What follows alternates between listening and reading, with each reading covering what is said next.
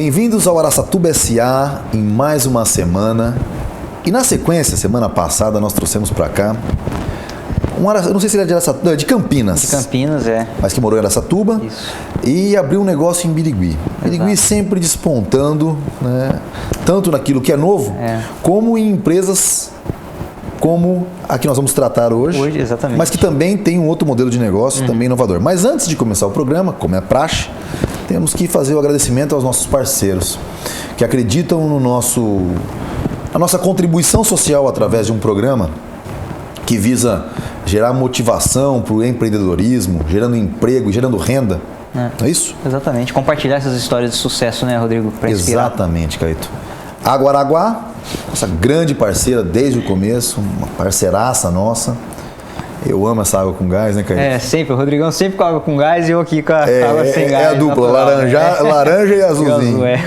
Cada um com a sua, né, Caíto? Para não dar rolo. Alcalu Cabeleireiros, que tem uma equipe maravilhosa, extremamente profissional, né? Assim, presta um serviço a que se propõe o CNPJ de excelência, mas não só isso. Exatamente, tem aquela simpatia, né? Uma turminha nota 10. Além de ser, vamos dizer, o melhor produto oferecido, o melhor serviço oferecido, oferece também o quê? Um bom trato e, além de tudo, um ambiente que privilegia o relacionamento, o networking. Então, parabéns ao José Roberto Pistori, em nome de toda a equipe do Calu Cabeleireiros. A Mr. Kit tá aqui, ó. Tá joia. A minha tá sempre escondida aqui, Rodrigo, que eu dobro a manga, né? Mas estou de Mr. Kit também. Mr. Kit que nos veste e nos veste muito bem. É isso aí. Lembrando agora, já com coleção de inverno tá por lá, né, Rodrigo? Lembrando também o seguinte, que tem moda feminina lá. E moda infantil. Porque todo mundo, quando a gente fala Mr. Kit, fala, mas é só para homens? Não. Tem a Mrs. mulheres. Kit, a Mrs. Kit, exatamente. Boa, Caíto. O Mr. Kit é para você, mulher, para moda infanto-juvenil, né? E também para nós homens. Para nós homens. Sempre. Uma grande parceira que nós temos que eu faço questão. Eu tenho um amor por essa casa chamada Folha da Região, do Grupo Folha da Região. É o jornal e a TV Araçatuba. Você precisa ler para se manter informado, porque para conseguir vencer nesse jogo dos negócios, a informação é extremamente relevante. Então, assine 3636-7779. Dá para ler no aplicativo. Eu só li aqui. Tablet, né? E eu tô começando a ter, assim, eu só consigo dormir depois que eles liberam a noite. Então, quando dá meia-noite, tá eu lá lendo o jornal do dia seguinte. Apressado ou não, Tânia? Bom, nós vamos trazer hoje, já que você falou o nome dela, uma mulher extremamente bonita e elegante, a Tânia Ponciani, da Pé com Pé e Love Shoes. Love Shoes and More, né? And More, exatamente. Legal. Sempre na tua companhia, Caíto. Traz a Tânia para conversa, explicar para nós o que são esses negócios, junto com quase 30 anos de história. Legal. Vamos lá. Rodrigo, prazer enorme estar aqui contigo. O papo sempre tem muita qualidade aí. Tânia, bem-vinda ao nosso programa aqui, o Araçatuba SA. Vamos conhecer, compartilhar um pouco da tua história, ajudar a inspirar outras pessoas aí. E vamos começar justamente por aí, né, Rodrigo? Sem sombra de dúvida. Explica o que é Pé com Pé, qual que é o teu papel na Pé com Pé, qual que é a tua história com a Pé com Pé e de onde que surgiu essa ideia, a proposta de trazer esse novo negócio pra gente, que é a Love Shoes and More. Porque não são só shoes, não são só sapatos, é isso pelo que eu estou entendendo. Isso, exatamente. Então, Tânia, a palavra está contigo. Gente, em primeiro lugar, muito obrigado por vocês terem me convidado a estar aqui. Foi até uma surpresa para mim, porque na verdade a gente que está do outro lado, a gente não percebe que a gente é tão empreendedor assim a ponto de poder passar nossa história para frente, né? Então, para mim foi uma surpresa. Muito obrigada por isso. De nada. E aí, a hora que você faz essa reanálise é que você descobre que né? Então, na verdade, aí você fica até com frio na barriga, que você fala, meu Deus, será que... Porque ser empreendedor nesse país sempre é uma questão de loucura, né? A gente é muito doido. Olha, se a pessoa tiver juízo de verdade, ela não empreende. Eu acho que a gente faz parte daquela porção sem juízo. Sem juízo. E vamos em frente. Bom, vamos começar então pela Pé com Pé, porque a Pé com Pé, na verdade, é um caso de amor. Ela é uma empresa de 29 anos, extremamente sólida. Ela está entre as principais empresas de calçado infantil do Brasil e ela tem uma história muito bonita para ser contada. Os proprietários, que é o Piaca e o Wagner, são pessoas muito íntegras, muito atuantes na sociedade de Birigui. E assim, o principal papel que eu vejo deles, além deles serem empreendedores de sucesso, é que eles transformam a vida das pessoas. Então, normalmente quem está com eles sente esse transformar porque eles se preocupam muito mais com o bem-estar do que com números, simplesmente. E isso, dentro do empreendedorismo, também eu acho que é uma visão muito moderna, né? Só quem realmente consegue entender para que veio, consegue dar esse passo. Até como é uma empresa de grande produção, de alta produção. Quantos anos? 29 anos de história. Ela tem hoje aproximadamente 1.000 funcionários e produz alguma coisa próximo de 10.000 pares, embora já tenha feito mais, mas nessa situação atual funciona dentro de um patamar de 10.000 pares dia. Dia? Dia. Exatamente. Então, eu tava fazendo conta aqui, já me assustei aqui. Então, 300 mil pares mês. Sim, aproximadamente. Então, é uma guerra todos os dias conseguir ter um mercado atuante, embora... A dúvida que vai ficar na cabeça de todo mundo que nos assiste, Tânia, é qual é o seu papel na Pé com Pé? Você falou, são 2 sócios somente? São 2 sócios, exatamente. Na verdade, eu comecei como consultora, porque na minha trajetória eu também atuo como consultora em algumas situações, em alguns momentos.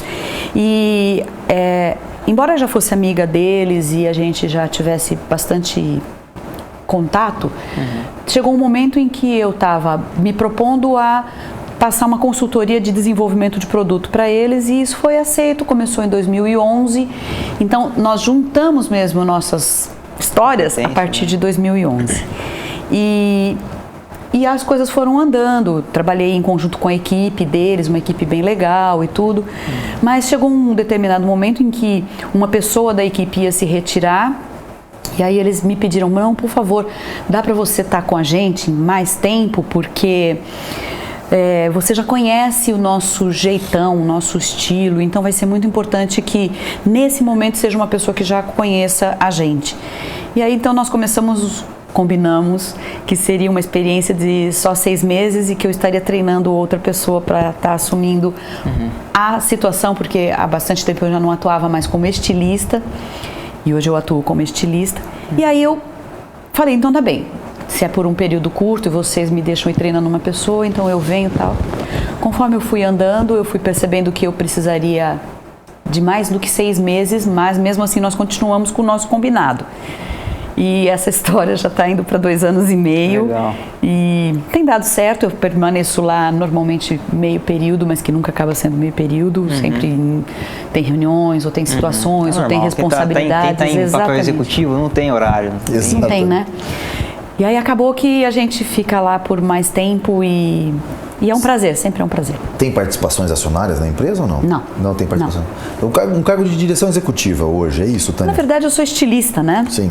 Só que eu acho que o papel do estilista hoje define muita coisa da empresa.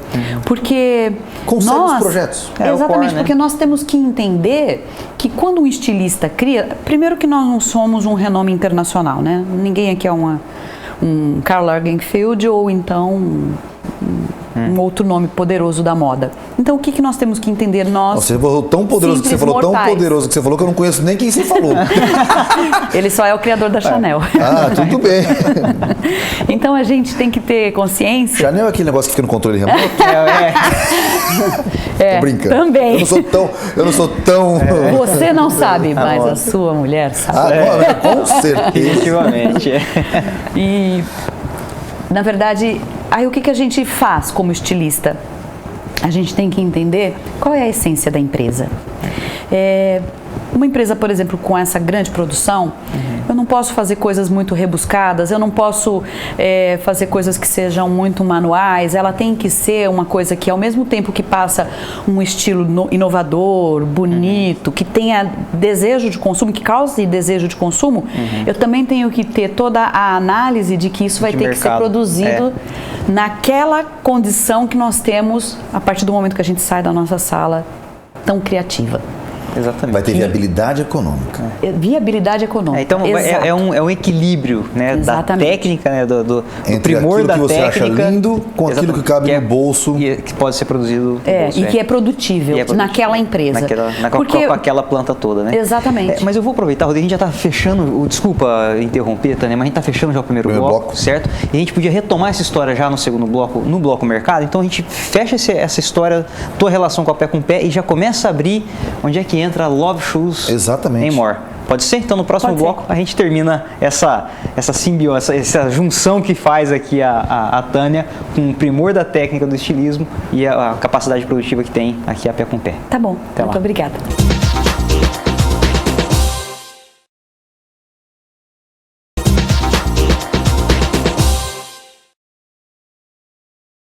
Bem-vindos de volta ao Araçatuba SA, agora no bloco mercado, aqui com a Tânia, né, da Pé com Pé e também da Love Shoes and More. And More, né, Rodrigo? Tem que sempre ressaltar. E Tânia, você vinha concluindo no bloco de introdução essa relação que você tem que fazer entre o que é o perfeito do ponto de vista de criação e o que é possível do ponto de vista de produção e venda, né, e entrega para o mercado consumidor. Fala um pouquinho mais só sobre essa dinâmica e aí dali a gente já faz uma ponte para onde surgiu a ideia da Love Shoes and More. Mas colocando mais uma variável na resposta sua. O quanto isso é o sucesso da Pé com Pé. Eu trago o meu modelo de negócio. A concepção do projeto, a concepção do produto é 90% do jogo. Eu também considero que a concepção do produto seja uma das principais causas do sucesso. Embora, é claro, que ela nunca é feita sempre por uma cabeça ou só por uma equipe. É todo um conjunto. Até porque para que a gente resolva os caminhos que tem que ser trilhados, isso sempre é feito em equipe, onde cada um vai defender um pouco a sua necessidade na história e a gente vai nessa simbiose fazer o melhor para aquele momento do mercado. E aí então é isso. Eu acho que o sucesso da Pé com Pé é muito dessa coisa do trabalhar em equipe. Quando eu vim para lá, eu já tinha o meu negócio. Eu já estava com a Love Shoes and More iniciando. O seu negócio? O meu negócio, exatamente. Com sócio ou sem sócio? O único sócio que eu tenho hoje é meu filho. Tá. E, na verdade, o meu filho meio que entrou nessa história porque eu vim de uma história diferente. Eu quebrei. Lá atrás, eu tinha uma outra indústria. Sim, uma história diferente não, né? Uma história que é a maioria de todo mundo, verdade, né? Todo mundo. Verdade. E todo empreendedor passa por esse arranhar. Quando o Carlos esteve aqui, ele falou, Mestre Ener, ele falou do momento que ele passou num determinado momento. E uma coisa que eu nunca vou me esquecer, do Afif Domingos, o ministro lá das pequenas empresas, quando ele esteve aqui, ele disse o seguinte: em todos os países do mundo, quando alguém abre o seu primeiro negócio, o país já está esperando que esse negócio não vá para frente. E precisa dar chance para ele abrir o segundo. Só no Brasil, que quebrar é um pecado mortal. Que o cara leva ovado. Você, para falar, né, Tânia? Você teve, lá no passado eu vim de uma história. Mas é porque a nossa cultura te marca, te carimba. Enquanto que às vezes você quebrou, é natural, foi um negócio, normalmente o cara vale mais, né? A pessoa vale mais. O terceiro, exatamente, vale mais. Esse cara já fez vários negócios, não deu certo, porque ele tem experiência, ele sabe. Aqui no Brasil não, você é taxado como um criminoso quase. É verdade. E aí, perdoe, porque eu tinha que falar isso, para que as pessoas comecem a mudar essa concepção. É verdade. E isso vem bem hora boa. E aí, então, justamente por causa desse momento de quebra que eu tive, eu carregava várias situações difíceis e aí eu tive que, na hora de montar um novo negócio, me preocupar em vários aspectos. Como é que eu vou montar? Quais são os riscos que ele vai ter e tal. Depois que eu quebrei, que eu fui trabalhar de estilista em várias empresas grandes em Birigui e fora de Birigui, e fui aprender como fazer bem feito um negócio, porque eu tive vários professores, aí eu descobri que então eu tinha que segmentar a Love, ficaria muito mais fácil se eu tivesse bem nítido quem era o meu público-alvo.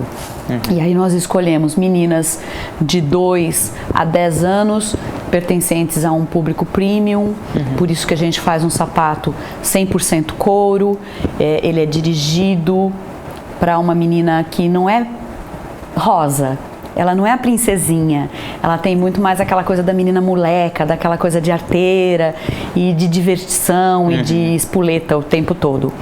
E também... E nessa empresa é onde você aflorou o maior prazer seu, que é o criar? Eu crio, também faço contas a pagar, faço contas a receber, faço um pouco do comercial, Sim. defino a produção, então tem várias coisas que a gente faz. Mas você tem uma indústria também, ou Como? não? Como? Você tem uma indústria, a Love Shoes and More também produz? Ela é uma indústria, tá. Mas na verdade a gente facciona algumas fases dela e o que nós queremos dela para os próximos anos, quando eu olho ela para o futuro, eu imagino que ela vai ser uma marca de menina, que ela vai atender todo esse universo feminino dessa menina que é espoleta. E que aí no nosso portfólio de produtos nós vamos ter tanto calçados quanto, sei lá, biquínis, eu estou chutando, biquínis, bolsas, acessórios, o que envolve esse universo dessa menina. Ela vai ter que gastar o dinheiro contigo. Exato. A Love Shoes and More. Exato. Eu tenho uma dúvida com relação ao modelo de negócio industrial. 300 mil unidades, 300 mil pares de sapato. Qual que é o ticket médio de uma pé com pé num par de sapato para venda? Ela vai vender isso aproximadamente a 35 a 40 reais. Bom, se fosse 30 vezes 300 mil, nós estamos falando de 9 milhões, 10 milhões de faturamento mês. Alguma coisa... Mas eu não vou falar para você quanto fica a folha de pagamento, que senão a gente começa a ter os nossos sonhos. Exato, daqui a pouco amanhã tá todo mundo fazendo. Exato. Mas pode ficar tranquilo que o pessoal de Araçatuba não vai mexer com sapato infantil. Isso tá no sangue do biriguiense. Mas a questão toda é a seguinte. Quantas indústrias em Birigui, eu estou querendo só passar fazendo um levantamento do PIB, gerado pela indústria do calçado, tem do porte da pé com pé, ou que movimenta esse mesmo volume de negócio? Em Birigui nós temos 5 grandes indústrias de calçado. Fora essas, aí bom, vamos começar de uma outra forma. Birigui tem hoje aproximadamente 300 indústrias de calçado. Meu Deus. Então dessas 300 indústrias, 5 fazem parte do clube das grandes indústrias do país. Depois nós temos aproximadamente umas 10 empresas de médio porte. 10 a 15 empresas de médio porte, daí todas as outras são ou pequenas, micro ou empreendedor individual. Certo. Mas é o mercado de Birigui, isso sem erro de dúvidas. Vocês têm noção no volume de negócio que isso gera de receita para o município? Gera bastante receita, embora algumas dessas indústrias hoje tenham uma segunda unidade no Mato Grosso, e muito do faturamento pode sair pelo Mato Grosso, porque normalmente são as linhas de montagem, então aí isso fica para o estado do Mato Grosso e não para o estado de São Paulo, mas a gente sabe que essa é uma forma de permanecer vivo num mercado de tubarões, né? Então é uma forma. Eu ia te dizer que dessas indústrias que nós temos em Birigui, na verdade, quais conhecem o seu mercado? Quais entendem para quem fabrica? Poucas. Assim. Porque a grande maioria faz um produto apenas por preço e a competição é preço e o seu produto é dirigido para um público que não é exigente em relação a estilo ou qualidade, sim a um produto que que tenha um preço acessível. Legal, bacana. Já estamos fechando também esse bloco mercado e esse papo me deixou muito curioso com alguma coisa para a gente abrir o bloco Pimenta, Rodrigo. Vai lá.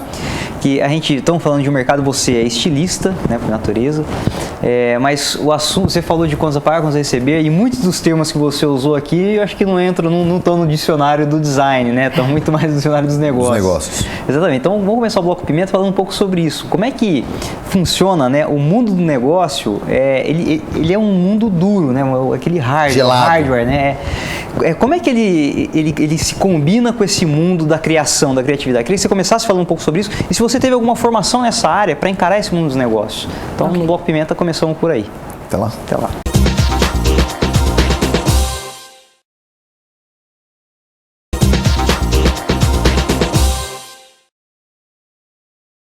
Bem-vindos de volta ao Aracatuba S.A. Hoje aqui com a Tânia da Pé com Pé e também da Love Shoes and More, sempre aqui com o Rodrigo num papo de excelente nível, né, Rodrigão? Nossa, a gente sempre aprendendo com esse pessoal, né, sempre aprendendo, exatamente. Então vem aquela coisa, né, a gente está falando aqui tanto de design, de estilo, mas você traz vocabulário de negócios, né? Então não adianta a gente ficar só no mundo do sonho. Você mesmo usou isso daí, pô, vamos falar de faturamento, tem o faturamento, mas tem a folha de pagamento. Então sempre vem alguma coisa, vem a dureza do negócio, né, da economia cortar nossos sonhos, as asas, porque a parte bonita. Exatamente. E tem os dois, né? Como é que a gente combina os dois, né? Para alguém que vem de um segmento que é de design, que é de estilo, que é de criação. Como é que isso combina com o mundo dos negócios? Como é que isso combina para você? Você teve alguma formação nessa área? Como é que você aprendeu essa parte dura, essa parte mais fria, né, que é dos números e por aí vai?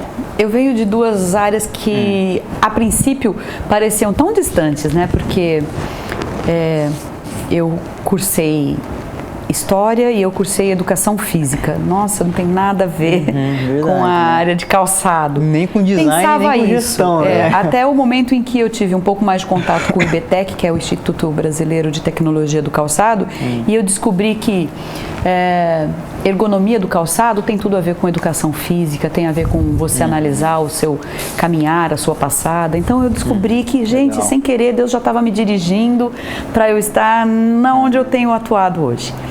Fora isso, por 1 ano e meio, algumas empresas de Birigui possibilitaram aos seus colaboradores fazerem um curso de formação com o Instituto Europeu de Design, e eu fui uma dessas sortudas. Depois eu fiz parte do projeto que o Goldman Sachs, um banco, providenciou para mais de 200 países no mundo, chamado 10 mil mulheres, e que ele visa preparar essa mulher empreendedora para que ela possa ter o seu negócio, porque eles entendem que se as mulheres são empreendedoras, os seus filhos, a sua família estão bem. Então eles apostam nas mulheres. E eu fui uma também que fez esse curso na GV, foi muito interessante, fiz parte desse projeto, foi bem legal.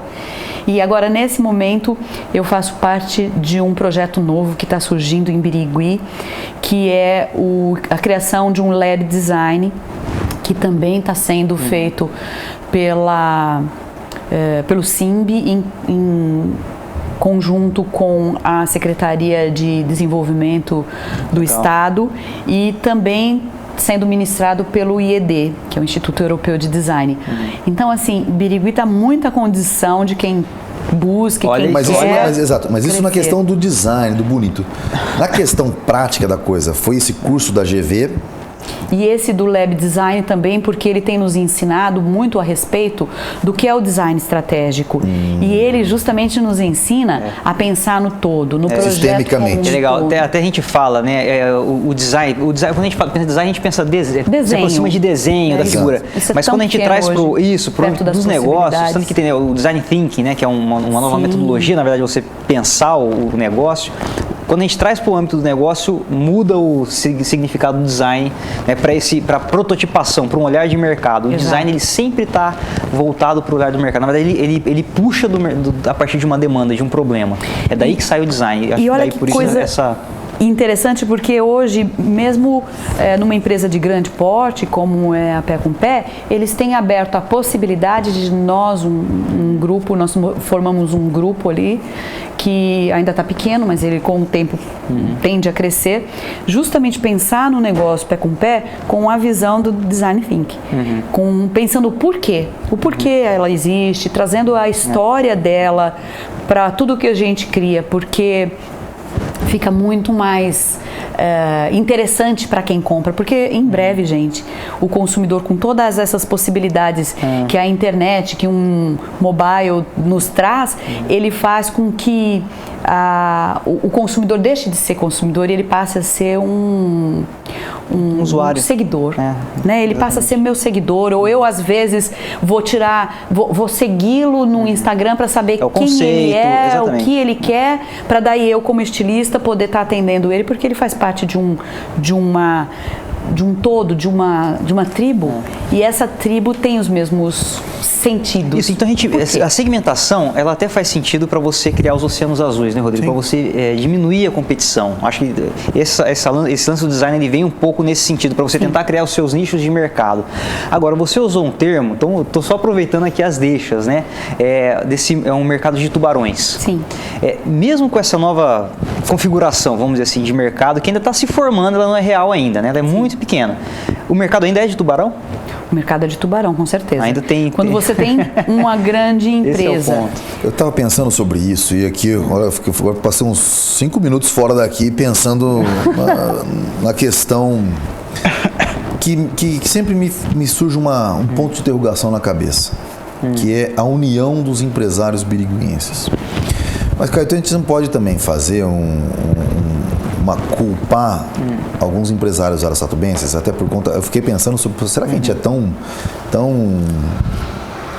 torpe nos nossos negócios que a gente quer competir?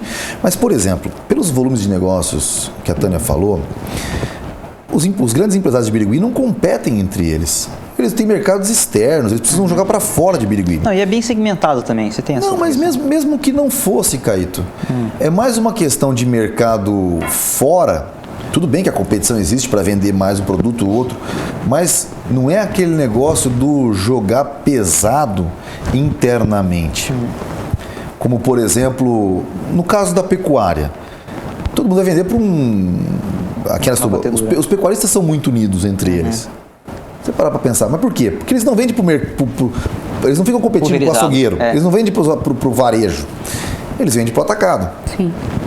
Eu imagino que as grandes lojas, as grandes fábricas de Birigui também fazem isso. E aí a minha pergunta que fica para você é, na Love Shoes, por exemplo, que é seu negócio, é um negócio mais voltado para o público final, pensado na indústria, Você acha que ali é um mercado mais sangrento? Ou não? Na grande o mercado é sangrento, você está errado. Essa ficou uma questão aqui para ser discutida. Na Love a gente tem algumas facilidades, porque como nós temos uma produção bem menor, até porque nosso produto é todo manufaturado, então o que acontece? Nós temos uma loja virtual e a gente atende muito a mãe, ou a madrinha, ou a avó. E isso nos dá uma coisa positiva, porque a gente fala diretamente com o nosso cliente. Final. E aí ela passa a desejar o produto, porque esse produto carrega no seu bojo um estilo que atende a necessidade dela. E aí ela sempre volta a nos procurar. Quando eu falo de uma pequena empresa segmentada como é a minha, é claro que eu tenho concorrência e a concorrência me causa uma perda de mercado, porque eu também tenho lojas, eu também atendo clientes lojistas. Porém, o que a gente sente é que nós conseguimos demonstrar mais para o nosso público final qual é o nosso estilo, por que nós existimos, qual é a essência do nosso negócio. E aí esse cliente passa a ser um seguidor muito mais rapidamente, muito mais facilmente do que de uma grande empresa. Menos competitivo, então, podemos entender assim? Eu creio que sim. O mercado. Justamente por causa dessa conversa com o público final. Tá. Agora, quando você está falando de uma grande empresa, o que acontece é que ela vai ter muito mais dificuldade de falar com esse público final. Ela vai ter um meio, que é o lojista, e que é um mal necessário, não tem jeito, graças a Deus que eles existem. Mas muito do que a gente quer trazer de inovação para esse mercado barra no lojista, entendeu? Barra nele, porque ele tem medo, ele também tem um negócio dele, ele também tem que cuidar do quintal dele. E então, muito do que a gente quer fazer dentro de uma grande indústria, a gente não consegue de primeiro colocar no mercado.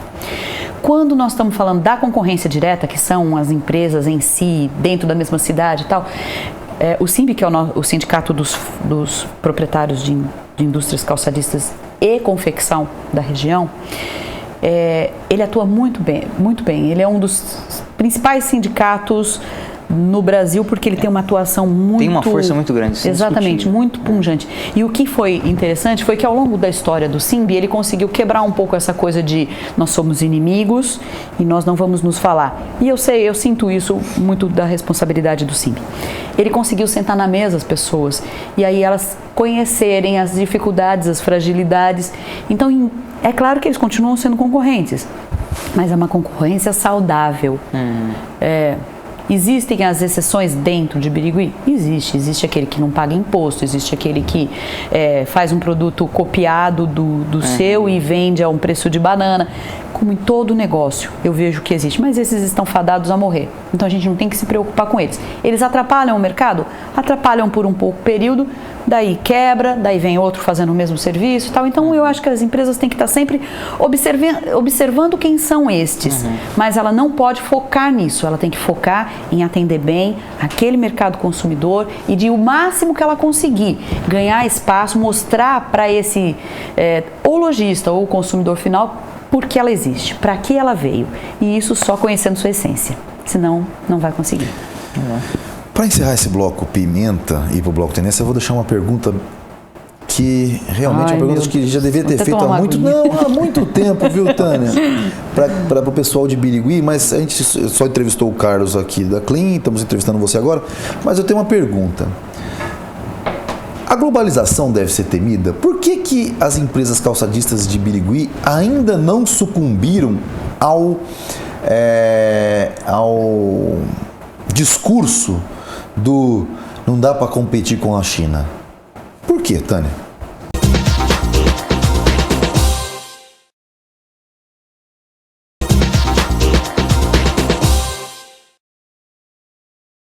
Por que, Tânia? A gente terminou de volta agora aqui no Horas TBSA, no bloco Tendências. Eu terminei o bloco Pimenta. Por que, Tânia? Por que, Tânia? Sabe, assim, todo mundo, o cara que produz aço, não dá pra... A China tá vindo aí, meu Deus do céu, ai. O cara que produz brinquedo, a China tá vindo aí, ai, meu Deus do céu. O cara que produz roupa, a China tá vindo aí, ai, meu Deus do céu. Eu nunca vi o pessoal de Birigui falar, nossa, a China tá vindo aí, ai, meu Deus do céu. Muito pelo contrário, eles estão querendo exportando e competindo.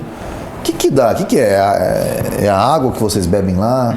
Vocês não têm medo da competição chinesa, da globalização? Tudo bem que agora vocês estão num momento fantástico, dólar subindo, eu imagino que exportar ficou muito fácil. É ou não é verdade? Fala um pouco sobre isso. Não é verdade. Não é verdade? Não é verdade. Porque o dólar subiu para nós, mas o mundo está passando por uma recessão, então esse mesmo mecanismo de dólar mais interessante que está acontecendo no Brasil para exportação está acontecendo em outros países também, e existem vários países também freando a entrada de produtos externos. Então a gente tem lá uma Colômbia, a gente tem algumas coisas na Europa, no noroeste da Europa também fechando seus mercados, então isso acaba trazendo algumas facilidades e algumas dificuldades, e aí vamos em frente. Com relação à China como competidor. Em relação à China, que ia ser agora meu raciocínio ia ser o seguinte: nós não temos como esconder e nem como correr de que a China é a fábrica do mundo. Então, onde se fabrica tudo, onde tem o melhor preço, onde tem... é China, acabou, ponto final. Tá bem, então como nós vamos concorrer com isso? Como que nós vamos sobreviver a essa situação? Eu, particularmente, tenho uma visão de empresas para o futuro. Eu acho que as grandes empresas, essas que têm grandes produções, tendem a, aos poucos, irem diminuindo, até chegar a uma possibilidade produtiva menor e, ao mesmo tempo, saudável. E vejo que o mercado vai ser, daqui a algum tempo, cada vez mais preenchido por empresas que sejam como a Love, segmentada, pequenas produções segmentadas. Porque, por exemplo, a China não causa dano nenhum para o meu negócio. Porque eu faço um produto com uma cara extrema de Brasil, o meu produto tem muita brasilidade, carrega em si muita brasilidade, tem um estilo próprio, tem um mercado consumidor extremamente menor do que uma produção de 10 mil pares dia, porém, quem compra quer de novo porque ele se identifica com aquele produto e com o propósito da Love. Vamos dizer assim, colocar alma no produto, no meu entender da coisa. Mas eu queria entender, você tem essa consultoria junto da Pé com Pé, por exemplo, por que até hoje, nós estamos falando já que eu escuto o mundo brasileiro reclamar do custo Brasil e a China está me matando, há tanto tempo eu nunca vejo as indústrias calçadistas de Birigui reclamar. É eu que não estou escutando e o pessoal está reclamando?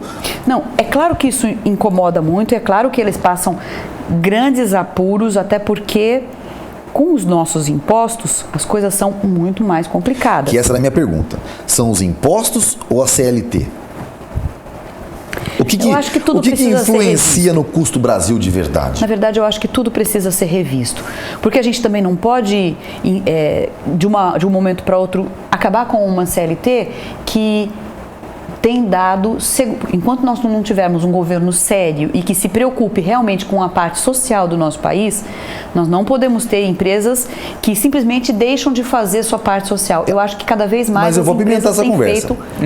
Eu vou apimentar essa conversa, porque Birigui, até onde eu sei, Birigui gosta de terceirizar demais. Eu sei que a fábrica de calçada aí tem a Prespontadeira, sei lá como é que chama, Pespontadeira, que tem uma lojinha lá, não sei o quê. Ou seja, existe um nível de terceirização altíssimo. Que até hoje eu gostaria de saber, é isso que faz de Birigui esse sucesso industrial? Porque eu sou meio meia-culpa. Eu não gosto de ficar com assim, a CLT, puxa, o pai, como diria Getúlio Vargas, era o pai dos pobres e a mãe dos ricos, né? Bom, então eu queria saber o seguinte, eu sou muito mais a favor daquilo que dá certo, antes daquilo que é o bonito. Mas, na verdade, essa sua visão de que Birigui tem muita terceirização, ela acontece mais na pequena empresa.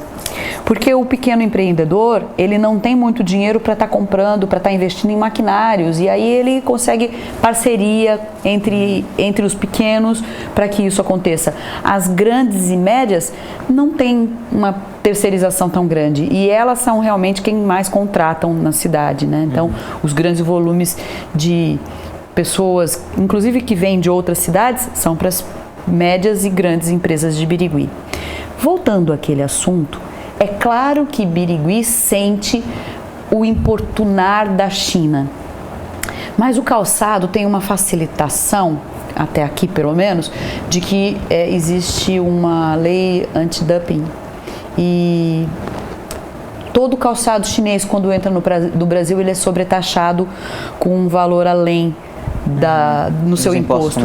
Isso facilita muito para a gente, porque garante que ele pelo menos vai chegar no país com um preço justo, né, para o nosso mercado atual.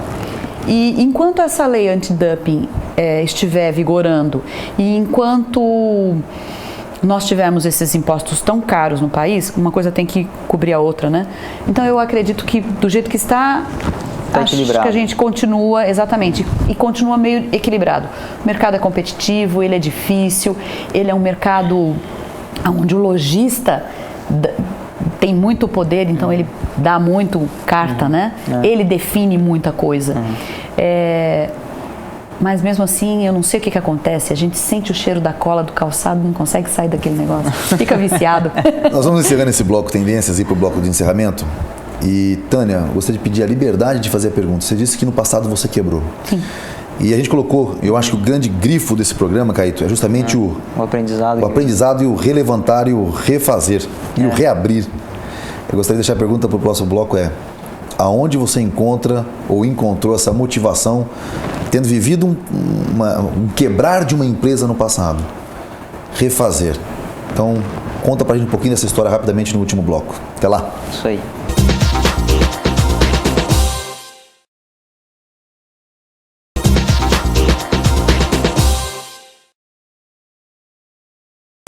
Bem-vindos de volta ao Araçatuba S.A., no bloco de encerramento, com a Tânia, consultora da Pé com Pé, proprietária da Love Shoes and More. E eu acho que o que fica mais grifado aqui, viu, cara? Você que gosta de fazer o grifo, eu falo assim, não, isso tem que ser.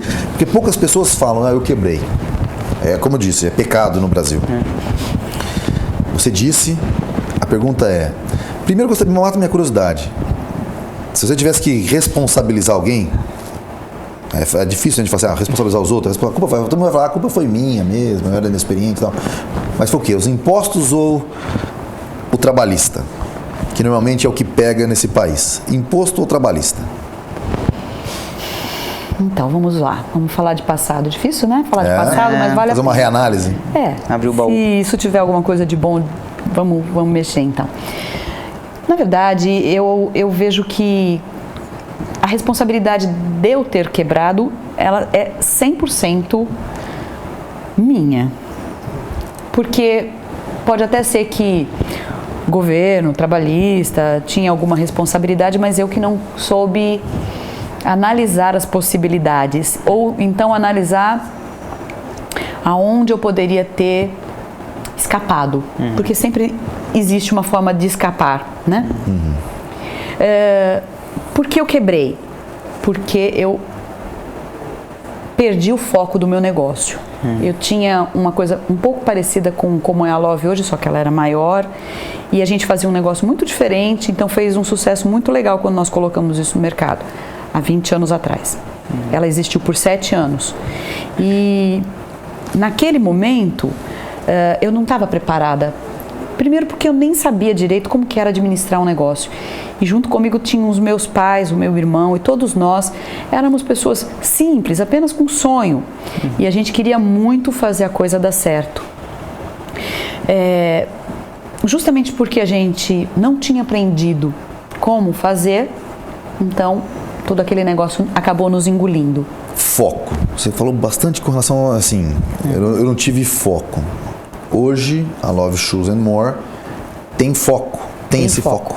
Tem foco, ela sabe muito bem, eu sei muito bem por que ela existe e quem é o público dela, e isso eu não perco em nenhum momento. E existe um tamanho, agora a pergunta crucial, existe um tamanho ideal para uma empresa? Não, o tamanho é o tamanho do seu sonho. Eu vejo que o que existe é o seguinte, se eu tenho um produto... Eu fiz essa pergunta porque... você quer dar uma alma para o produto e uma certa exclusividade, um certo glamour naquele produto. Se você fizer produto para toda a população mundial, ele perde o glamour. Então, o glamour não está a moda, estatisticamente falando, aquele número que mais se repete, ele se fada ao próprio suicídio. Porque a partir do momento que ele se repete muito, ele cai em desuso e, portanto, se você não quer mais aquilo, né? Você quer customizar, você quer ser o diferente. O indivíduo tem isso, ou não. Eu gosto muito daquilo que é feito à mão. Eu gosto, porque não é perfeito como feito à máquina, mas tem um erro que só vai ter no meu. Então, se eu pegar e considerar que isso que você está me colocando é 100% certo, o que eu vou falar, então, de uma Grendene, que tem uma melissa hoje, que é conhecida no mundo todo e que ela causa um desejo de consumo gigante e que todas as meninas que compram sentem que elas são exclusivas porque elas estão colocando aquilo. E a gente está falando de uma empresa que deve de injetar alguma coisa próxima de 200 mil pares dia. Muito par. Então, o que é que faz ela ser diferente? É a proporção que ela coloca no mercado ou é como ela administra, como ela enxerga o seu negócio e trabalha isso? Eu tenho certeza que eu, na minha pequena empresa, tenho muitos pontos em comum com a Grendene. Porque quando ela trabalha a Melissa, ela faz com que a essência dela seja colocada naquele produto. Ela dá aquela cara de eu sou diferente, eu estou sendo manufaturada. Ela dá a cara de exclusividade, mesmo com uma grande produção. O que eu posso dizer também de uma grande marca, um Dolce & Gabbana, de uma Chanel, como nós tínhamos dito anterior, ela continua causando um frisson, um desejo de consumo tão grande que a mulher é louca de pagar 13, 14 mil dólares numa bolsinha. Então, mas isso daí tem a questão da exclusividade. O cara vai lá, faz uma bolsa que custa, sei lá, 50 reais para fazer, vende por 50 mil. Então, bom, se eu compro, quem compra esses 50 mil? Eu e mais meia dúzia, tá bom. Sim, só que o que acontece? Eu, pobre mortal, que não tem os 13 mil dólares para pagar numa bolsa, compro um batom Chanel, compro um rímel Chanel, um perfume Chanel, e eu me sinto incluída nesse universo tão exclusivo, entendeu? Então eu vejo que é essa forma. É que é possível sim ganhar escala, sim. Ou seja, não é o tamanho que vai da empresa que vai definir. Trabalha o seu desejo, transformar o seu produto em desejo para o seu consumidor final. Então o seu consumidor tem que te conhecer, tem que conhecer a tua história, tem que conhecer a sua essência e tem que saber, se sentir exclusivo quando está usando aquele produto seu. Se começa a ter em todo lugar, vai de repente deixar de ser exclusivo? Não sei, a Havaiana diz que não. E eu começo a acreditar que não, porque quem sou eu para duvidar de uma Havaiana? Perfeito, Tânia. Olha, nosso tempo já está estourado. Mas eu quero dizer que foi um prazer enorme, principalmente por essa aula. Imagina. De ser tão imprescindível esse design thinking aí, que agora eu mesmo vou começar a fazer uma reanálise aqui do meu design thinking. Foi um prazer enorme tê-la aqui, uma história de sucesso e principalmente por você ser tão sincera. Eu acho que o seu sucesso está justamente no nível de transparência e sinceridade que você veste. Muito obrigada, eu fico agradecida por vocês terem me dado esses momentos e espero ter colaborado. Colaborou com todos nós, com todos os nossos telespectadores que nos assistem. Só para terminar, nossos parceiros, Aguaraguá. Lembre-se, se você quiser personalizar sua água, mimos@aguaraguá.com.br. É um baita de um negócio bem legal. Calu Cabeleireiros, em nome do José Roberto Pistori. Nosso agradecimento a toda a equipe, a Ju Cruyff, a Vaniá, a todo mundo, a Bia, todos lá do salão. Ao Zé Pistori, que foi a primeira pessoa a cortar meu cabelo de nenê. Nossa querida Mr. Kit aqui, ó. Exato. Tá sempre presente, né, Rodrigão? Sempre presente, que nos veste. Nosso muito obrigado a Giovana, a Livian, a toda a equipe lá da Mr. Kit. E o agradecimento à casa, a Folha da Região, a Cine 36367779. Não tem como você não ler. Tem que ler o melhor jornal da nossa região, Folha da Região. Sempre contigo. Pode encerrar, Caetão. Rodrigo, prazer enorme estar aqui. Acho que o papo foi surpreendente, muito legal. Gostei dessa tua leitura de mercado. Acho que trouxe novos elementos aí pra gente, né? Consegue ter um olhar, um zoom aqui regional, mas também abriu bastante. Falando de Chanel, falando de outras marcas aí, Havaianas, Grendene. Acho que contribuiu bastante. Obrigado, Tânia, por compartilhar a tua história, a tua experiência aqui conosco. E você que acompanha o Araçatuba S.A., continue ligado para aprender cada vez mais com esses nossos empreendedores que fazem história de sucesso, né, Rodrigo? Exatamente, Caíto. É isso aí. Até a próxima.